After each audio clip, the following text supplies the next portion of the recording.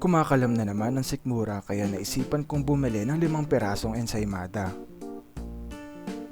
Umupo ako sa isang upuan ng kainan habang binabasa ang isang libro. Nakasabay ko sa mesa ang isang maralitang matanda.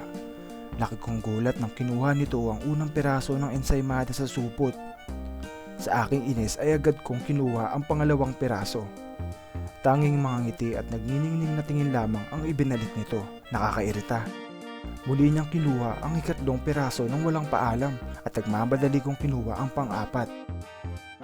Nanlaki ang aking mata nang kinuha pa nito ang pang-5 piraso ng aking tinapay. Napansin nito ang pagkayamot sa aking mata at hinati nito ang tinapay at ibinigay pa sa akin. Ang lakas ng loob maghandog ng pagkain hindi naman sa kanya. Umalis na ang matanda. Hay, buti naman. Upang mapawi ang galit, umalis ako at ipinalabas na lamang na walang nangyari. Habang papalabas ako sa tindahan, tinawag ako ng tindera sa counter. Nalumo ako sa aking nakita. Hindi ko pala nakuha sa counter ang binili kong ensaymada. Salamat sa panonood. Click the subscribe button and notification bell for more videos.